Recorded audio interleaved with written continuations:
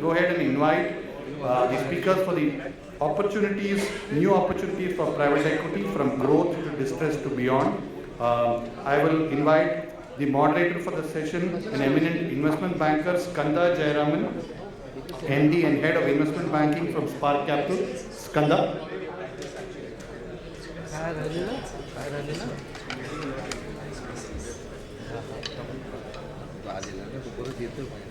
We have Anand Narayan, Senior Managing Director from Creador. Anand.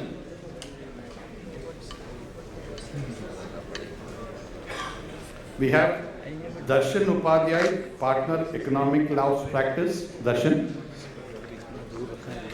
We have Mahesh Parasuraman, Co-founder and Partner, Amicus Capital Partners. And we will be joined soon by S. Srinivasan, CEO of Kotak Special Opportunities Fund. I understand he's held up in traffic, so he will be getting on stage as soon as he's here. So I will have Skanda take over, set the stage, and as Srini joins us, we'll bring him on.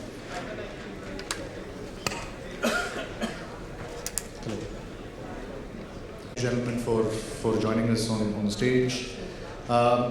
The topic that we have today that we would like to discuss in the next hour or so is a myriad of opportunities as well as challenges that growth capital companies face, and we're just trying to navigate through some of the decisions that let's say corporates in that stage have, how you look at it from a fund manager's perspective. But perhaps as we get into the session, would like to hear your views as an opening round of remarks or comments, saying that how do you see 2017 pan out, and what are your own internal plans vis-a-vis 2016? Perhaps we can start with that. Mahesh, you want to go first on that? Sure. Thanks, Kanna. First of all, we are fairly positive as far as both growth capital is concerned and 2017. We think that the market opportunity is large. India has a number of SMEs which need capital. That's really what we have done in the past, and we believe that the growth opportunities are immense across sectors. What's the new trend that is emerging is that the business cycles over the years have shortened. We think that it's not a 7 to 10 year cycle, and it's 4 to 5 years. And what that really means is it's a new set of companies that are emerging over time, and that need capital to grow. And I think the growth capital investors are well positioned to take advantage of this as we go along. Can I maybe go with Anand next, and then we can talk about the legal perspective of this? Yeah, so I pretty much agree with what Mahesh said on the perspective for 2017 and the opportunities that are there in the market. Just to bring to your light that we do have a slightly longer perspective than a mutual fund investor or an investor who looks at the markets every day. We have the comfort of being able to take a 3 or 4 year, 5 year kind of a view. So we know there are certain structural issues in the market at any point of time. There are certain challenges in every market at a point of time, and these challenges will be there for a year, 2 years, whatever, and then they will go away. So the ability to look beyond these factors, ability to look around the bend is important, and that's what we try and do as a private equity investor. So I think I'm very confident that 2017 is not going to be any different from a 16 or a 15 or whatever, and 18 is going to be even as good as 2017. Okay. And Darshan, can you just throw some light from a legal perspective? Has the scenario changed? Clearly, from a financial perspective, what we're hearing is that it's largely fundamentals remain the same, but from a legal perspective, have things changed? Thanks, Kanda. I think from last 2 years with the new government, we have the kind of policy changes and the frequent legal changes that we have seen. I think it's going to continue. To give you an example, we'll have a GST rollout. We are seeing dismantling on FIPP. We will see the transition of lot of corporate matters moving and transitioning from the courts to NCLT. We are hoping the bankruptcy will be rolled out in a year or two completely. So with all of this, it of course creates an interplay of new sectors and opportunities, plus also legal challenges on how you plan your investments, what are the kind of rules you will apply in terms of documentation, etc. But overall, I see, from start of the year, we have seen some of the sectors making very good, like fintech. We have seen a lot of traction. We've seen healthcare, and I think from a growth perspective, this will continue over a period of next year. Okay. Okay. At least at Spark, what we're seeing is in terms of the kind of inquiries that we're getting from companies which are seeking to get growth capital. If I had to paint a picture of the sectoral mix in which that comes through, it seems to me at least that a lot of that is based on domestic consumption, right? And there could be purely consumer products or services. There could be financial services and or healthcare. Is that something that you are seeing as fund managers? Is that in line with your sectoral preferences as well? So I think there's no surprises as far as the sectors are concerned. I think the previous panel talked about a few sectors. It's largely in sectors where investors have historically made money, which is healthcare, financial services, technology, and as far as we are concerned, consumer as well. Clearly, if you see all of that, I think it's domestic consumption oriented to a very large extent. If you maybe take technology and healthcare, and if you include pharma, and that maybe there's some level of export. But there's no surprise in this. The reason being that historically it's made money for investors. The growth pillars are still intact. The other reason is that I think you're seeing newer managers or founders that are emerging that are open to taking capital. Also, these are relatively lesser capital intensive compared to the other sectors, and I think historically, and the funds that are investing in the growth capital side are actually looking at much smaller transactions. So really, what they want to do is to make sure that the capital that they put in goes a long way, and it's these sectors that have either delivered returns, one, and two, also can take in smaller amounts of capital. Some of the larger, the old, if I can call it old economy sectors like steel, cement, power, and all the infra-related ones need, I think, more capital. The game has been played out over the years, and I think there are specialized funds doing that. So it doesn't make sense for growth capital funds like ours to focus on those sectors. And how about real estate? Because I think the section of the audience here are from there. So I think the way, at least I'll speak for Amicus, I think we play real estate is more proxy play to see sectors that sort of support real estate rather than play directly, because we believe that the return expectation for funds like ours are far higher. And I think if you just do pure real estate, it's not a growth play at one level. So we will play this theme from the outside rather than play directly. Okay. Anand, any color from your side? Just one thought maybe on the real estate part. Like I said, I agree that we play more of the derivatives. It could be building materials, it could be financing. So these are areas which are interesting, and we have exposures in those spaces. But one point of view which probably Mahesh is coming is also that when returns are low, sometimes it's also very cyclical, the real estate industry. Now that's something that's not in line with a growth equity thesis. We prefer industries which are large, which have secular growth prospects rather than being subjected to cycles. Because if you in a 5-6 year investment period, if you have a 3-year cycle, then you wipe out half your returns. So then that's a problem. But if there is a space in real estate which is non-cyclical, for example, if affordable housing done the proper way, could potentially be non-cyclical because the market is very large and there are enough, land parcels available in India. But the question is there somebody who has perfected the economic model? If there is somebody who has perfected the economic model successfully, and then we are happy to explore such opportunities. Just to delve a little bit more on the sectoral preferences, Mahesh, Anand, you guys have just raised a fund most recently. So obviously you have come on the back of several conversations that you've had with your respective LPs.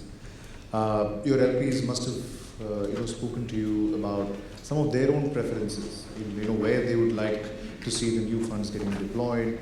Can you just throw some light into some of that, please? So as far as LPs are concerned, I think the common complaint is returns and exits. It's really exit.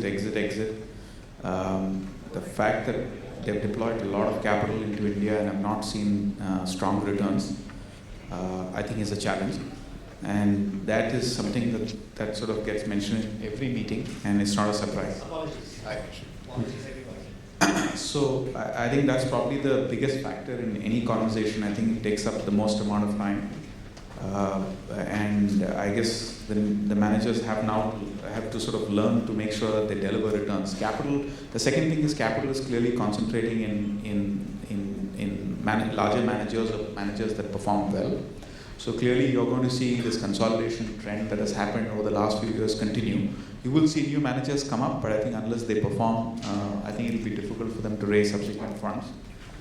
So I think those are two important themes. I think what they really want to see is capital return periodically and not wait probably till the pot of to sort of get the entire pot of gold. So I think the previous panel touched upon it.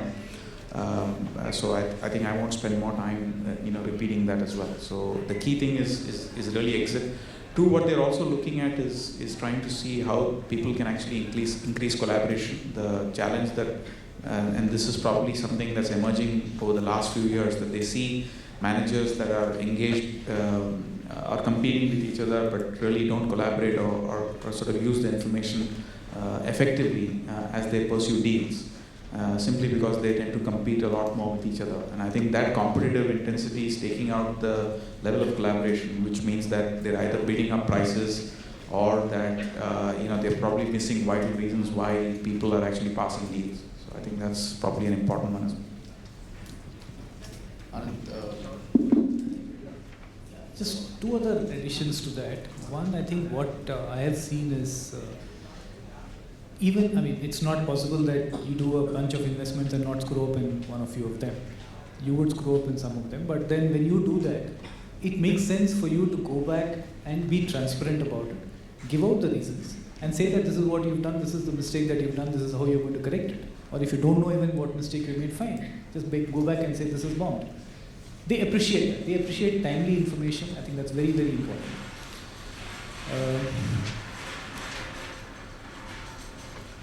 I think that's one. Okay. Srini, let me just pull you into the conversation on sectoral preferences.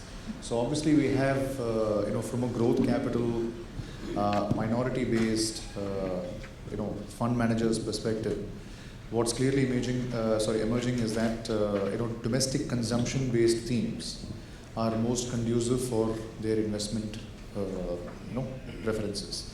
How does that change when you especially talk of a special opportunities or a special situations fund? Do these sectors look very different for you, or pretty much along the same lines? I think the sectors which are, first of all, apologies to both the panel and everybody else here. I normally don't show up late in any conferences.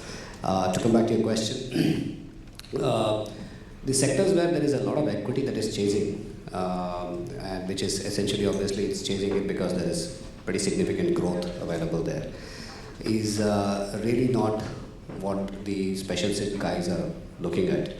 I think what they are looking at is to solve a financing problem, and those are companies where either they have gotten to difficulties due to either cash flow mismatches or leverages that they have taken where project execution has not happened, or potentially they could be SMA1 or SMA2 in terms of with the banking sector.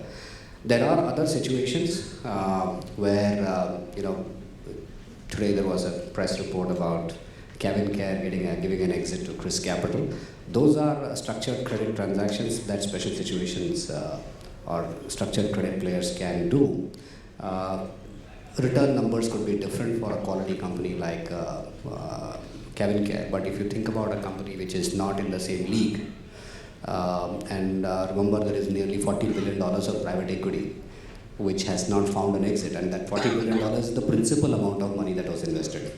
Assuming all the fund managers have done extremely well and it's compounded at 20% over the last 3 years, the volume of addressable capital where if the exits are not happening in the market is pretty significant. Of course, it depends upon who the sponsor is and what the company is. So I wouldn't say that entirely the growth capital sector, which the equity investors are looking at, is not in the domain of the credit players. It's just that the manner of participation could be different. But I think most of us who went out to raise money, raised money with the expectation that the NPL window will actually open up. That unfortunately has not played out the way we thought it would. On the other hand, what we are seeing is that at least in so far as some of the companies which have a going concern business model, if I can call that, there is a greater opportunity to provide operating restructured financing solutions rather than rolling up the sleeves, buying the NPA, changing the management. I think that game will come, but that's probably some time down the road. So I think, perhaps if we had a similar discussion, 2 years back, one could hazard or speculate that the topic of discussion would largely revolve around tech, right? And what's really playing out in the technology space. But clearly, the narratives are changing, and they seem to be going towards themes that were perhaps in vogue before the wave of technology, took over. What really is driving this? You just throw some light, and I'll come back to that from Srini's perspective on how he sees tech, given the narrative that he said on Special Sips.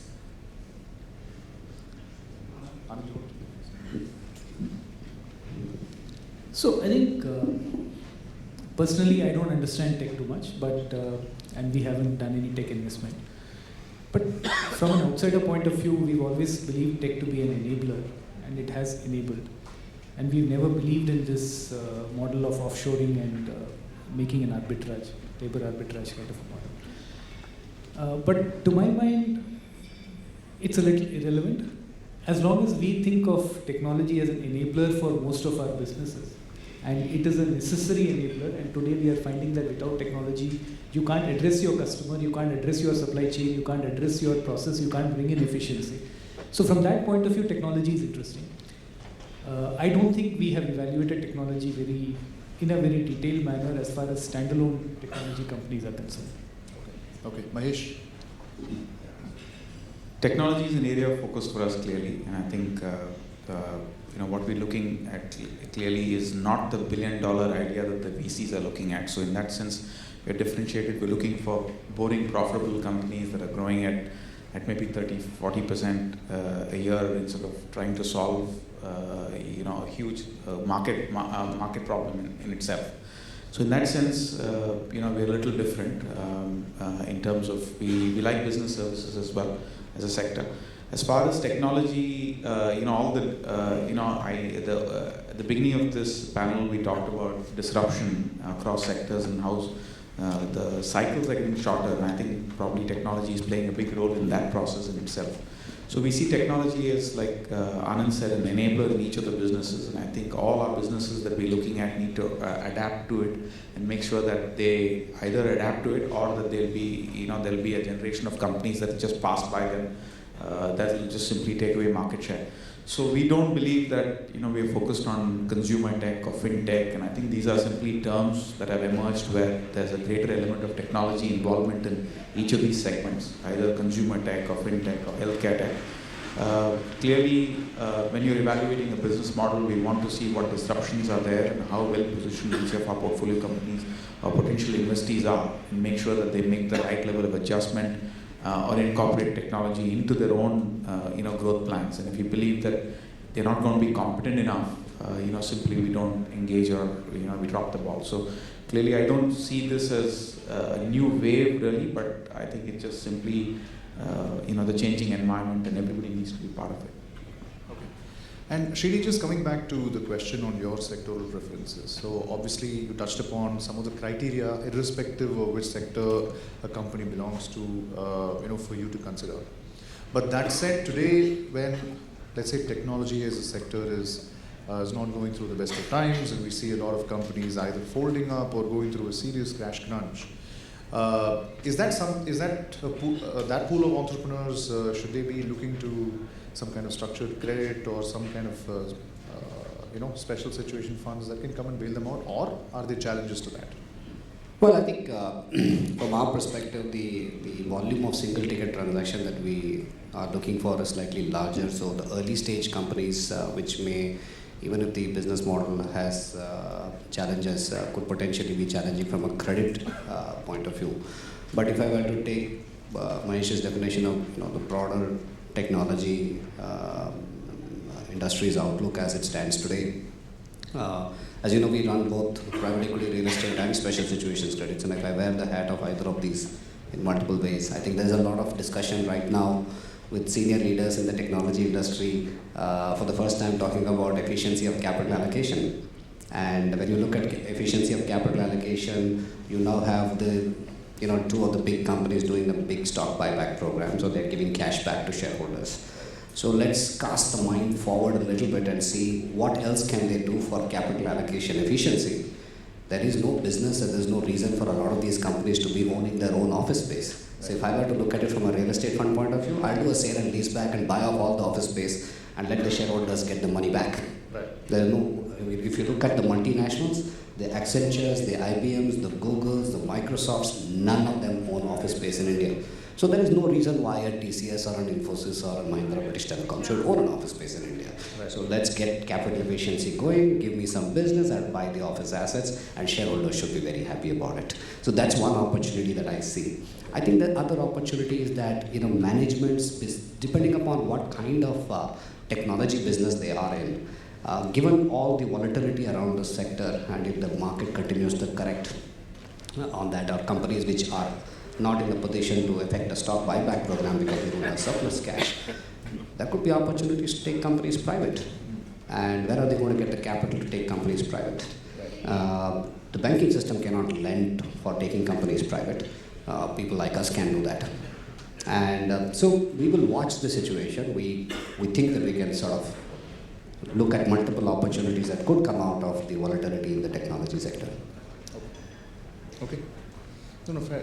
Thanks for that. Now, just for me to take a step back, and if I just look at some of the trends that I seem to be seeing as a bystander, I mean, I neither consume capital nor do I invest capital, but if I look at it as a bystander, and if I look at the narratives of, let's say, Series A or Series B investors who are looking to raise growth capital and who are looking to raise growth capital, let's say 5 years back to where it is today, the demand for entrepreneurs who seek to raise about, let's say, $15 to $20 million of growth capital has been pretty much constant, if not increased. But on the supply side, what we're seeing is that funds have only become larger and larger, and there seems to be a divergence of a clear, either there are VCs who will do a maximum of $7-8 million, or now growth capital definition has changed to say that, look, $25 million plus. But there seems to be a yawning gap between people who want to raise that $10 to $25 million vis-a-vis the number of people who were hitherto available 5 years back to where it is today. Where is this coming from? Anand, do you want to take that first? Yeah, Skandar, but just a point, you mentioned that 10 to 25, you're seeing that less number of guys coming in. I really don't see that, but if you say so, I take it as face value.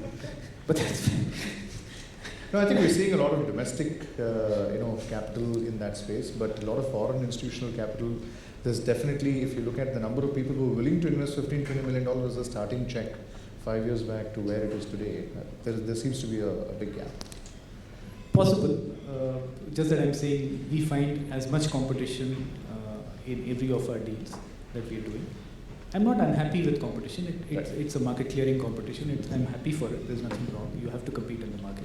Right. And so I think to that extent, we are continuing to see a supply. And I think there are enough funds. I can give you examples of larger funds also doing smaller deals today. The large funds who used to do $50-60 million deals are also doing a $20 million deal. So there are enough examples both ways. And today, some of the Series A funding itself is, say 80 million, 90 million. And that's done as a club deal. So, how do you classify that? So the lines are very blurred, in my opinion.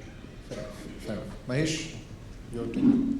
I think if you were to narrow, maybe we can start with crores, because I think the term millions sometimes can change, where the crores end with. So I think your point is probably valid in the 50 to 100 crore size, and clearly that's an opportunity. While we play, anywhere from 50 to 150 crores. So what we are seeing is clearly there's relatively less competition in the 50 to 100 crore size, and we believe that it's great for us because it's a good vintage for us to be in this. But let me tell you, having said this, I think the market is perfect in India, and you will see people raise capital. There are a lot of people on the road currently raising capital for growth equity in that size, and you will see new people coming in. So it presents an opportunity for us to deploy capital quickly till the others raise capital, and it's a good time. The reason for this consolidation is also because the global players like the Carlyle, the TPGs of the world have clearly vacated this space and are looking at much larger transactions and have constraints on fund sizes. Also, I think the successful Indian private equity funds have gone on to raise much larger funds in itself. So clearly they can't do relatively smaller transactions. At least if I were to say sub 100 crore deals, maybe 15 million and below deals. Another recent trend that we are seeing, and please feel free to disagree on this one as well, is we see a lot of funds setting up their own operating platforms. But these are largish funds, so to speak. We've heard about TPG wanting to set up a healthcare platform. We've seen KKR setting up a media platform, or True North wanting to set up a financial services platform. Just some names and examples to give you. Again, this is something which has changed a lot, right? So we never used to see some of this. Largely controlled transactions used to happen with the incumbent promoter. And more growth capital used to be funded once 51% has been acquired and so on. But today we see a lot of these examples have where the funds themselves want to have a significant say in operations. Can you just throw some light on perhaps why that could be happening, just as a guess? I don't think. See, it's a question of what stage of evolution the fund is. At a point of time, a controlled deal and an operating position may make sense to the fund. It also allows the fund to time the capital, how it wants to deploy capital at what points of time. It also allows the fund to deploy large amounts of capital. Of course, the precondition is that the fund has either an operating experience or people with the operating experience who are able to drive this kind of deal flow. So that's why probably you see some of them focusing on particular sectors, because that's where their expertise is, clearly. Otherwise, everybody will be doing everything. So that's my limited take on it. Mahesh, you'd like to add to that? I think I'm very happy for them. They should set up those businesses, because globally, I think I think the previous panel also talked about it. While the themes are all macro themes on these sectors, finally it's about how well you underwrite the asset. What is the subsectors that you focus on? I think that expertise is going to come in only with one, with specialization, and two, getting operating people. As some of these large funds deploy larger amounts of capital, I think they will need some level of handholding, especially given that they're controlled deals. The reason why we're also excited about them doing that is because we see that as a good exit opportunity for our own portfolios. I think one of the big concerns has been that as we, LPs always talk about exits for us, and being a small fund, not everybody grows fast enough to actually list. So clearly, sale to another private equity fund, and we've done that successfully in the past, very successfully in fact, is that where you're able to sell this to a larger private equity fund that's able to take this and grow it further. And as they continue to set it up, I think people like us will benefit, because they will be looking to buy companies from funds like ours, which is a natural progression in any market. So it's a very, very established norm outside of India for one private equity fund to sell to the other. And I think you've seen that trend evolve strongly over the last few years, and I think it's going to continue. As you see a concentration of capital at the top with some of the panelists that you saw in the previous panel, where they've raised 6, 5, 6, 700 million to $1 billion funds, and in addition the global funds out there, we think that PE to PE sales is a reality. And if we can actually get some good portfolios in, where we can work with them, make sure that we capture the low-hanging fruit and can make it attractive for a new investor to buy in, I think it also reduces the friction for an exit with the founder. I think generally, historically private equity guys have been pushing the founders to sell the business because there's not enough opportunities to either exit via an IPO or sale to a private equity fund. This probably will also ease that exit. Bring in some primary capital, get in a new investor, maybe who'll hold a much larger stake, and probably take it to a logical conclusion. I'd comment on that with regard to what's happening on the infrastructure space and in the real estate space. Clearly, what we are seeing is these control investments or creating a platform is really driven by very large LPs who want to put sizable capital to use. It's not necessarily funds that are raised. And they're quite happy to back competent teams. I think it's, if you look at the trend line in those sectors and what's happening in the private equity sector, I think clearly the days of the Indian Lala is over. You don't need to be able to fix things in Delhi to run business in Bombay. Right. I think that's the reality, and that's a good news for the country as a whole. And we are seeing this increasingly in the previous round of investments, which were minority investments in infrastructure, have all suffered. And on the other hand, you have a successful, fund-backed business of Renew Power, for example. And there are many such other examples in the in the real estate space as well. So I think you will see that in the newer businesses where the trust level on the existing so-called promoter is low, investors would rather take the risk of the execution of by backing professional managers as opposed to and having control over the destiny of the company, as opposed to having a similar quality of execution but not having control over the destiny in terms of exit. And that is, I think, great for qualified professional managers. So, yeah. Actually, one specific point, especially on the growth capital side, it's not that the growth capital folks don't have operating partners or venture partners or people with operational expertise.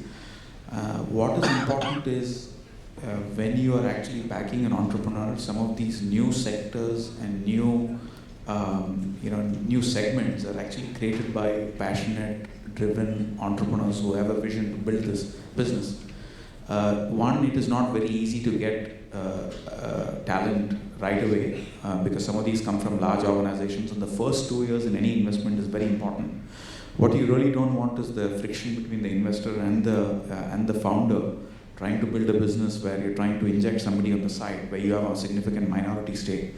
What you really want to do is to sort of grow the thesis that you're underwriting the investment on. And so as a result of which, I think the level of intervention is sporadic and probably very targeted in growth equity, unlike a completely a controlled deal where you own a significant majority, right, and where it's completely run by professional managers. Understood. And Darshan, just to wanted to take your thoughts on this one. So obviously the line between what was a classical financial partner to an operating partner seemed to be blurring across the spectrum, right? From a legal standpoint, of course, you have some operating partners with the funds who help with the promoters. But I'm saying from a protection, from a company standpoint, or be that with the investor standpoint, how has your advice started to change in keeping in time, in line with some of these emerging trends? Have the governance framework, has it changed at all, or is it largely the same? I think over the last years, if you were to, from a legal perspective, say what are the 3 significant changes that have happened, I would say one was on the corporate governance. So you've seen how the boards are getting restructured and how you're planning the succession planning, etc. Second thing, we have seen a lot of minority shareholder activism in the companies, and also the role that the creditors would play once the bankruptcy is rolled into.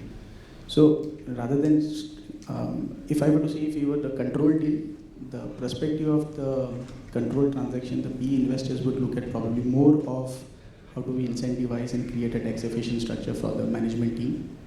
How do we ensure that we have a clean transition in terms of if we have to replace someone?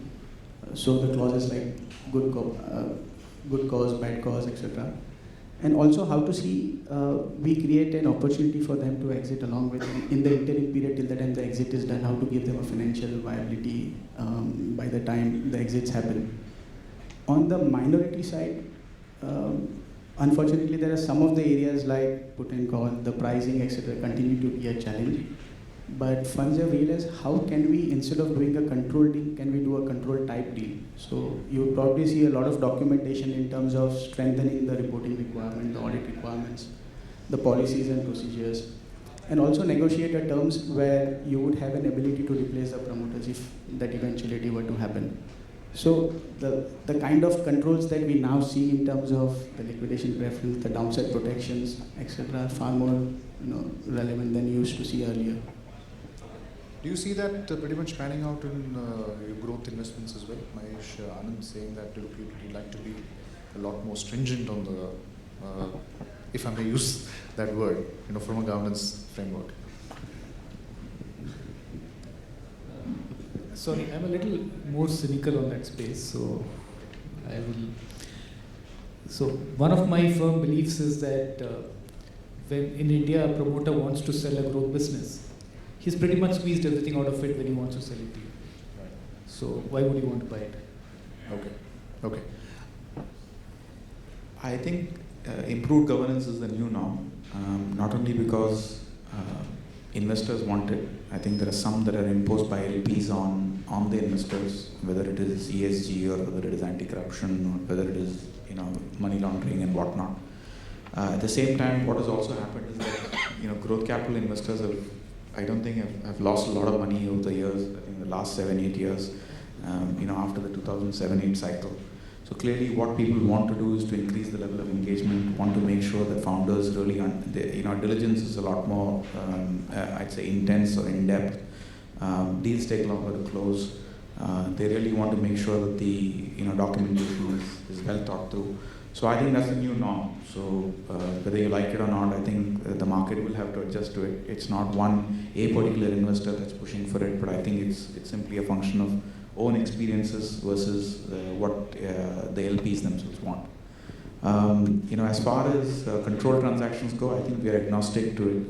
We believe that finally it's about who you back, and as long as you're aligned with a strong entrepreneur, I think things can work. We've done a number of deals in the past where we've had controlling positions, but founders wanted to run the business. And I think you need to spend, we pretty much agonize over whom we partner with. Spend a lot of time informally, try to make sure that you have the ability to work with the outgoing or the founder as a shareholder, as a partner, as a junior partner, whatever, in whatever way. And if you get comfortable only, then you underwrite the transaction. So we can do minority as well as control deals. Srini, just to string that thread and extend it to a difficult situation, right? Obviously, control would be the first desire for a special situation fund. To Anand's point, saying that look, it's very likely, like he said, that the promoter has squeezed out every little drop out of it, right? But maybe let's say the business fundamentals are good and the promoter's behavior in the past has not been exactly to the exacting standards that we'd like it to be. How do you handle those kind of situations? Do you have the operating, not you, but the special situation funds that have been set up, do they have the operating bandwidth these days to be able to swing in a professional team, take it over from the promoter and go on from there? See, there are two different kinds of situations that you can deal with. In a situation where things have gone horribly wrong in the company by virtue of either the promoter not behaving or promoter family has issues and therefore the business suffers, and then I can give you an example of one such situation that our private equity fund had actually invested. It was a pure equity investment. It was a minority investment. And the promoter family split. When the family split, basically all the money in the company was taken away. The assets were being alienated. The business went nowhere. Now, what do you do as a private equity investor there? You are a minority. You had an equity position. You really can't claim the assets of the company. But I think if you have the tenacity and if you really want to send a message out to everybody else, you can go after them. So in this particular instance, we traced 172 companies of the family and 16 extended family members, litigated against all 172 of them, took them to the courts, took them to the company law tribunal, and we got the principal back.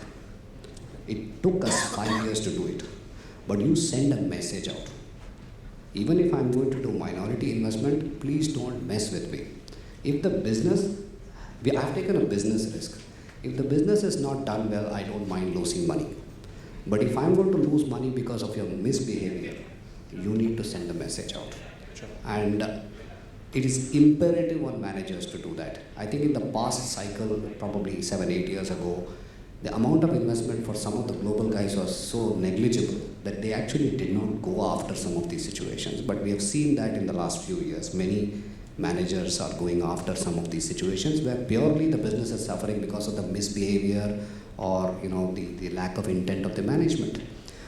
So it's possible to do that. And the good news is that in the current environment, from a credit investor or a special situation investor point of view, the new bankruptcy code, I don't know how many people are familiar with it, but if the company is defaulted on 1 lakh rupees, just 1 lakh rupees, I can take the company to the bankruptcy court. And according to the law, it has to be liquidated in 180 days. It's currently going through the challenges. First few cases are being tested out in the market. I will buy 360 days, no problem, compared to the 5 years that I took the previous occasion. But I think it's great from a credit investor, special situation investor point of view, it's fantastic. So my advice to the private equity guys, if I were to do the same, if my colleagues were to do the same transaction, I would still give them 1 lakh rupee as loan, apart from 99 rupee as equity, and then let's see the fun.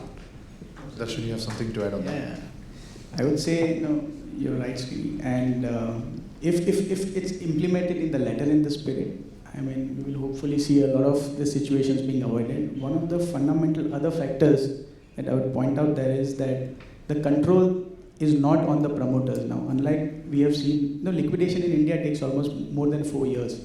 And if there is a certainty to a legislation to say that if you can't implement or turn around this entity in 280 days or in an extended period of 270, you have to liquidate it.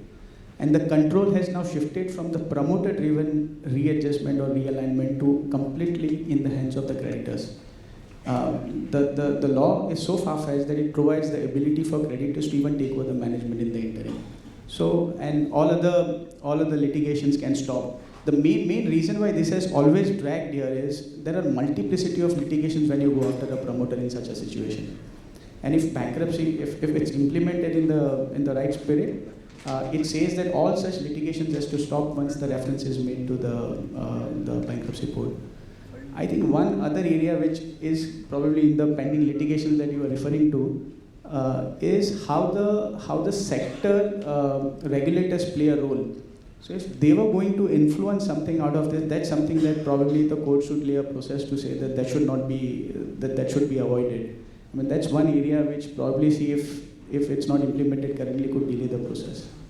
I think the bankruptcy code is an extremely powerful tool from a creditor point of view, but it also throws up unknown risks for private equity investors. Remember, the company in which you may be a minority or a majority investor can be taken to the bankruptcy court if the company inadvertently defaults on 1 lakh rupees. Right. So then, according to the code, within 15 days, an insolvency professional has to be appointed, and within 25 days, he assumes the powers of the entire board of directors. So you can throw your shareholder agreement to the dustbin because that guy is going to decide the fate of the company. Right. So it's got interesting angles from a private equity investor point of view to be careful about. So just talk to me about, so obviously this has given a lot of legal muscle, right, to institutions, and fairly so. But talk to me about, how some of the practical challenges might be in terms of making it actually operationally work. Because, let's say for example, you have an operating partner who you're willing to bring along as a special sit fund or as a minority capital investor to be able to answer the banks, and then you have to sideline the promoter or ask him to take the back seat. Have we seen enough examples of that formula succeeding as yet, or is it going to mature? Not really, not in any size or scale. I think the challenges are very many with regard to a situation which is in distress. Typically, if the company is in trouble, they would have defaulted on service tax, they would have defaulted on other statutory dues. And if you are a defaulter on service tax, the board of directors can be personally be liable, the income tax department will go after you. So there are lots of other issues. The only instance where the company law board actually stepped in, provided an indemnity to the new board of directors, and then help the company turn around is the Satyam case. So Mr. Parikh and others who came on the board of the company was given immunity by the company law board, and therefore they could proceed ahead and turn around the company or manage the company during the process when the promoter was in jail and then find a new buyer. No such indemnity is available when you try and do that particularly if you are stepping in on a hostile basis. You never know what time bombs are there inside the company. So it's not easy to do that, and I don't think we have seen an execution of that strategy in India.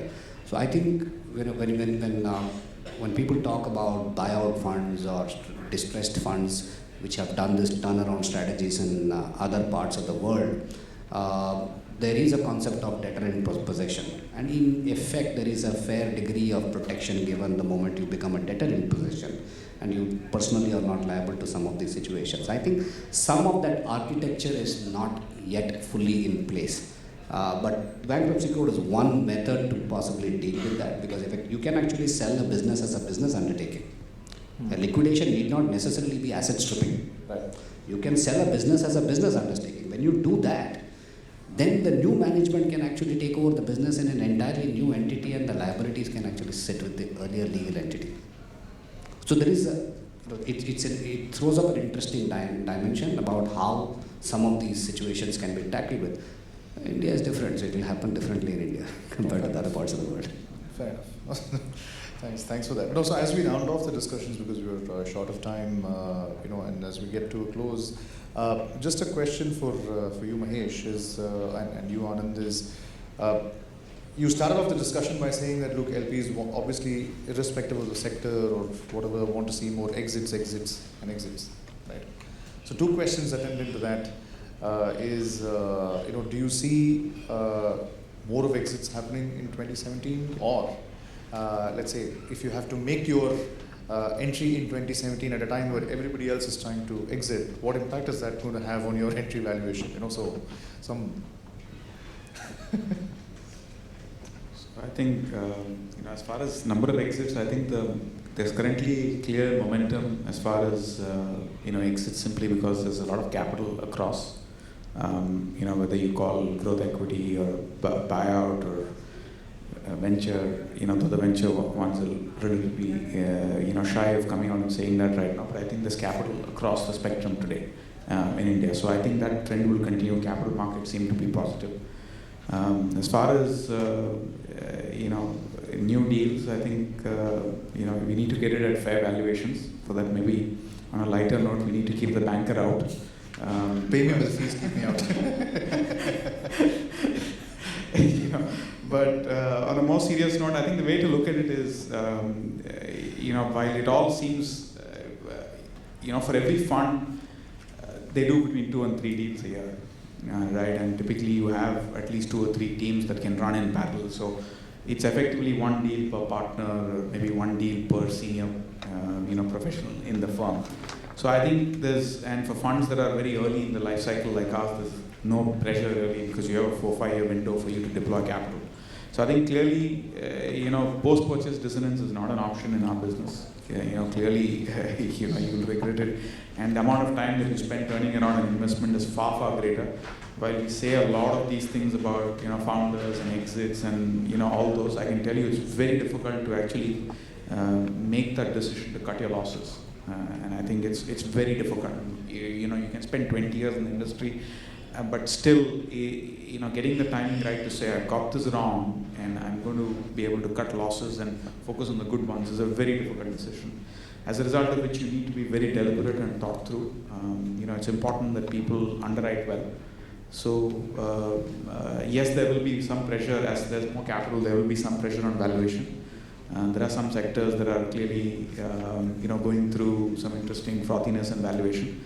I think events like demonetization are a good thing because it just brings down some level of sort of expectation setting at one level.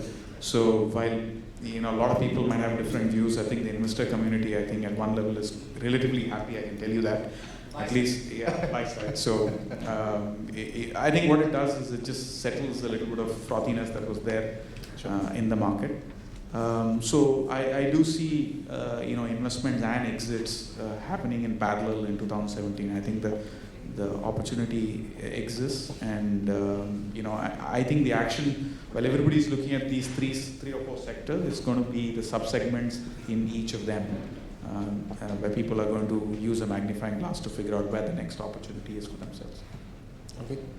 Anand, would you like to do something? Just one add on the exit part. I think what's also interesting is given that India secularly is enjoying reasonably higher growth rates than the rest of the world, there is a lot of inbound interest also. So today we are all three segments of the exit process, whether it is capital markets, whether it is strategic buyouts, or whether it's fund-to-fund buyout. All three are seeing good traction. So I think exits would logically be larger. But also remember, a fund-to-fund exit means one exit for a fund as an investment for another fund. So the opportunities would be there for investment too. And as Mahesh said, I think the investment, some of the sectors have had a reality check. So we know who's been in the water. So I think that also is a good investment climate. So I think overall I'm very positive on 2017. Okay. So to round it off, I think it's safe to say that obviously the opportunity remains as good as it has been in the last year or so, likely to get better. And if you're an entrepreneur seeking to raise growth capital or give your existing investor an exit, I don't think demand has vaporized, except that thanks to more stringent governance standards and requirements, perhaps one has to budget for longer timelines and cycles in a transaction. Happy to take any questions from the audience. I had one, closing remark. I think as far as, growth capital is concerned, I think the way, we look at it is whether India grows at 5 or whether India grows at 7, I think the opportunity is robust. So whether it is 2017 or 16, I think every year has its own challenges in terms of, deal activity or regulations or maybe a black swan event. I don't know what you can call it. But the opportunity for managers like us is to find 2 to 3 good companies every year that grow at between 30 and 50%. Right. So in a secular fashion. I think that there's too much read into the macro as far as we are concerned. So I don't think we are going to change our investment thesis simply because Sensex is at 28,000 or whether Nifty is at 9,000. So I think those are guiding factors. But I just want to put that in context. So you take a 4 to 6 year view and you look at sectors where you can underwrite well and find 2 to 3 good companies a year. So I think that in my view shouldn't be difficult, which is what we are paid to do for. So I guess I think this probably I think I can speak for the growth capital managers in general that you don't need to worry about investment climate in general as long as you have a good business. So okay, thanks for that. So for the first question is Pulkit Agarwal from Helix Investments here. We had a written question from him ahead. Is Pulkit here? Yeah.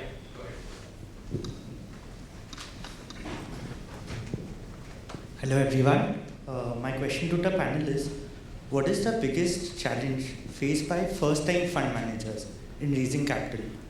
And is the role of global placement agents important for first-time fund managers looking at raising capital in India? Yeah, take that because we're the first-time manager here. So, I'll keep it short because I think I can speak for maybe half a day on this, but it's a challenging environment, clearly because I think investors perceive a lot of risk in first-time managers, clearly because they are either first-time teams or that they're first-time investors. It can be a multitude of factors. Two, I think the check sizes are smaller, the fund sizes are smaller, so the pool of investors is clearly, the targeted pool of investors is small. And clearly there are other risks that they perceive, which is risk of either adverse selection, or maybe it's a blind pool. They don't know what investments they're going to make. Risk of GP breakup. I think the list is endless. So clearly, I think that's that makes it harder for first-time managers to raise capital.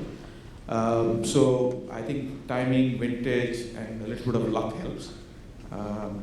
So I think that's probably the way I would put it. Placement managers are a very interesting, bunch of people.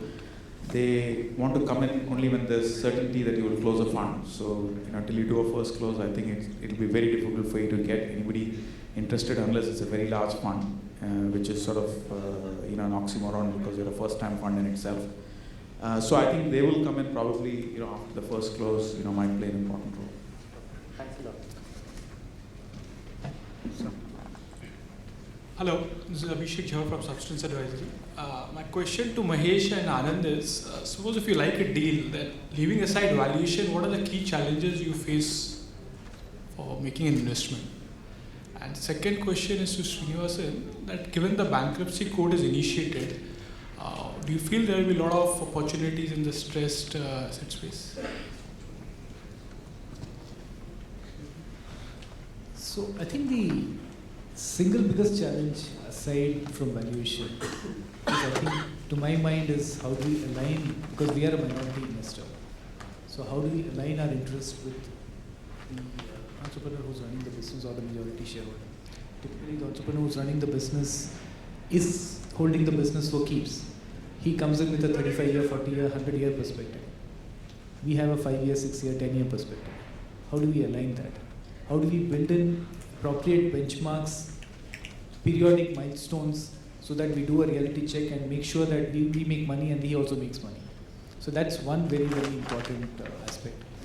The second aspect is every business, as bankers would like to project, they don't grow like this. They have ups and downs, and they do. So how do we manage the downs? And there is also plateauing in a lot of businesses. At what point of time you have to be able to anticipate 1 or 2 years ahead of time that the business could potentially plateau. So what do you do to move it out of the plateau? How do you shift it out of that orbit, move it into a different orbit? I think these are the two fundamental, we can talk a lot more, but I think these are two big challenges that we face. Hello, this is Sanjay here. Just 1 second, let me just answer this question. On the bankruptcy code, it's a new regulation, and any new regulation in India will go through what we call as a seasoning period. So as you probably, if you're following it, there are first few cases which has already been referred to the bankruptcy board, and some of those companies have challenged, and therefore many of the new laws have to be interpreted by the court. Precedents have to be set up. Short answer, yes, it is an opportunity, but it's not something that's going to come up tomorrow morning. We got to keep watching the space. I would just add that it's not completely implemented also. So we are still awaiting some of the draft rules which are up for public comments. So I think it's going to take at least a year to get all of this going. Watch the space. Yeah.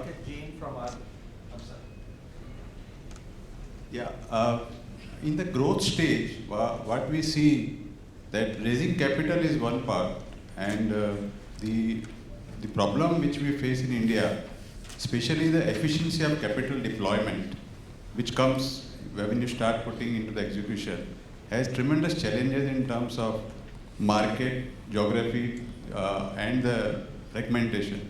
So how as an investor, you address these kind of challenges either through a term sheet or something, where the capital efficiency is getting rewarded to the promoter or to the founder? Is there a way out?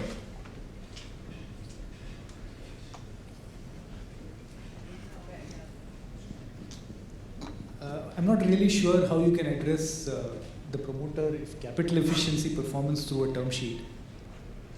But yes, to my mind, the single biggest job of the CEO is most efficient capital allocation. And given that most Indian entrepreneurs seem to be in love with real estate, rightfully or wrongfully, I don't know.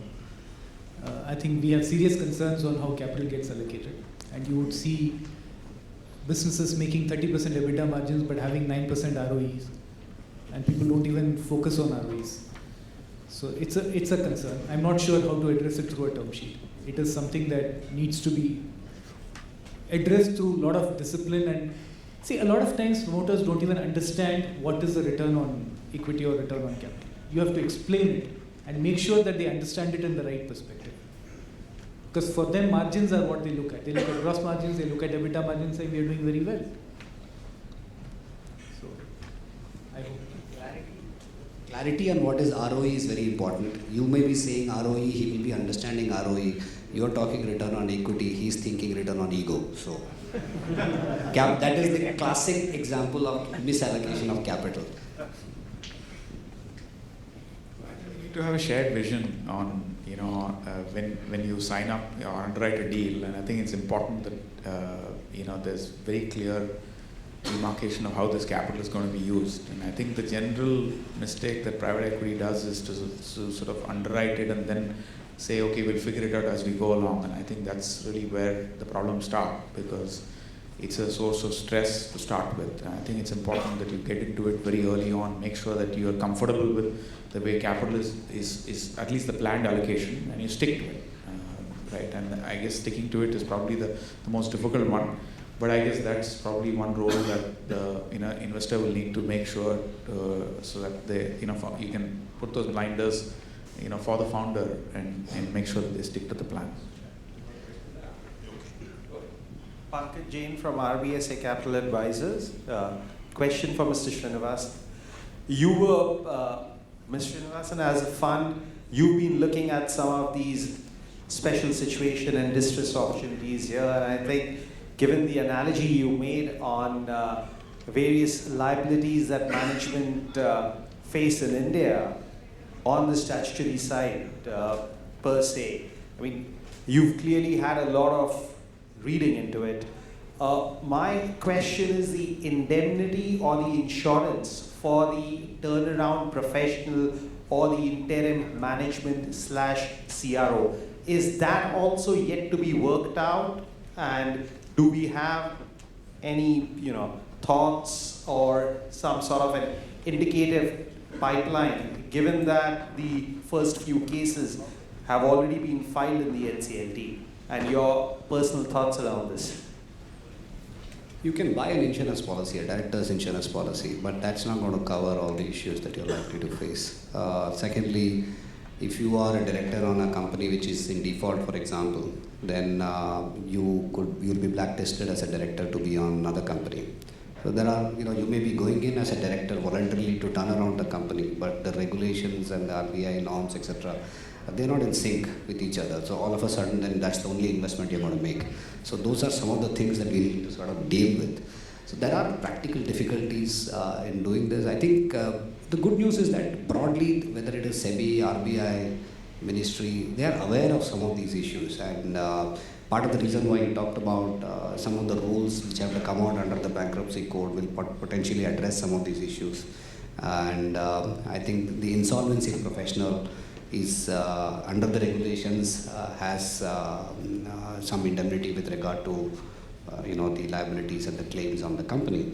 So yes, you can step in as an insolvency professional and you are reasonably insulated from some of the risks that I talked about earlier. And I guess at this point in time, the best way for you to get into a company is if the company's business is sold as an undertaking and you don't take on the past liabilities.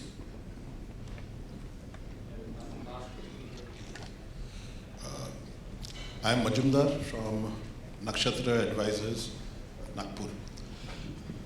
My question is on NPAs. Srini had briefly touched on them. The issue is that the restructuring under SDR, S4 cover listed companies. There is a whole lot of companies which are not listed who have positive EBITDA. What is not sustainable is the debt and the interest liabilities. Are P's going to look seriously into this issue? Because there is a large number of such companies. I think the regulators and others are aware of it, that there is an issue on this. Even on the listed companies in S4A, for example, when banks have converted their debt into equity in some of these listed companies, banks are really not running those companies. The companies are still run by the existing management. simply because the existing banks just don't have the management capability to operate and manage those companies. But that is part of the reason why the current S4A scheme is actually a failure. And you got to find a different solution to this. And right now the big problem is that the loans are sitting in the books of the banks at say $100. Anybody like us who wants to buy the loan, we want to buy it at $20. And the banks just don't have the capital adequacy to take the loss of $80. The provisionings on those loans have only started in the last few quarters thanks to RBI really going after them. So unless that $100 comes down to maybe $40, the difference between the bid and the book value has to narrow down. And most importantly, if I go back to the cycle in 96, 97, banks will only sell A, when the differential is very low, and B, when they also start seeing credit growth. Because when they start seeing credit growth, part of the losses that they take is offset by the credit growth and the profitability that they get. Today, the problem is not only is the difference between the bid ask so large that they don't have the capital adequacy, the banks are also not seeing credit growth. So my sense is that if the credit growth happens, as all of us are hoping here, in terms of the economy coming out of its woods, in the next 4 to 6 quarters, it will probably coincide with the write-down of the loans as well. So I don't think we are likely to be in business in the next 4 quarters. Even for unlisted companies, sir? This is about listed because as for the problem is the same. The example of $80 and $20 remains the same whether you are listed or unlisted.